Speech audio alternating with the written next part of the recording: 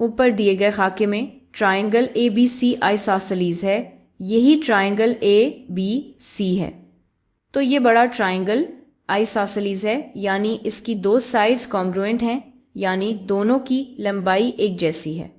ये है AB जो मैंने यहाँ समझाया है, ये कि AB लंबाई में BC के बराबर है।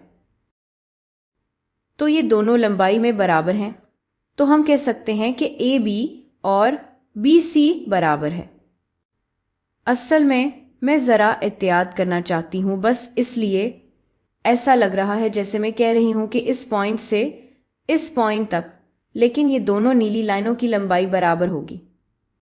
ट्राइंगल DEF काट रहा है ट्राइंगल ABC को, और हम देख सकते हैं कि ये सितारा थोड़ा सा टेढ़ा बना दिया है। यहाँ एंगल P की वैल्यू क्या है, आएं इसको हल करते हैं।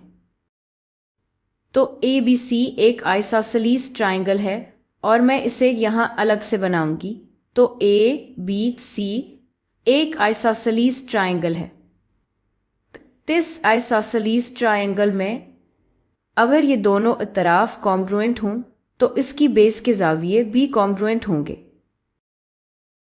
और वो हमें पहले ही बता चुके हैं कि ये ऊपर वाला ज़ाविया 100 दर्जे है, और हमें पता है कि ट्राइंगल के सारे अंदर वाले ज़ाविये मिलकर 180 दर्जे बनते हैं। तो अगर हम इसे x दर्जे का कहें तो ये दूसरा ज़ाविया भी x दर्जे का होगा।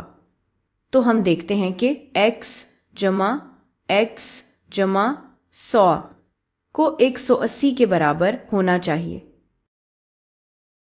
या हम ये निकाल सकते हैं कि 2x और दोनों साइड से 100 कम करें तो ये बराबर होगा 80 के, या फिर x बराबर है 40 दर्जे के। तो इसी तरह हमने ये निकाल लिया कि ये दोनों ज़ाविये 40 दर्जे के बराबर होंगे, और सीधा इसी हकीकत से कि ABC एक आइसोसेलेस ट्राइंगल है, ये दोनों बेस ज़ाविये कॉन्ग्रुएंट होंगे। तो ये है 40 डिग्री और ये भी है 40 डिग्री। अब चलें इस ट्राइंगल की तरफ। ये जो छोटा ट्राइंगल यहाँ है, एक बार फिर हमें पता है कि ट्राइंगल के अंदर वाले ज़ाविये मिलकर 180 बनते हैं। तो अगर ये ज़ाविया यहाँ है, असल में ये ज़ाविया P के बराबर होगा क्योंकि ये वर्टिकल है। ये P के साथ वर्टिकल ज़ाविया है, तो ये भी P दर्जे का होगा। और अब हम देखते हैं P जमा 40, P जमा 40 जमा 60 जमा 60, ये सब मिलकर 180 बनते हैं। ये इसी छोटे ट्राइंगल के इंटीरियर एंगल्स हैं। या हम ये लिख सकते हैं P जमा, अगर हम 40 और 60 को जमा करें तो 100 बनता है।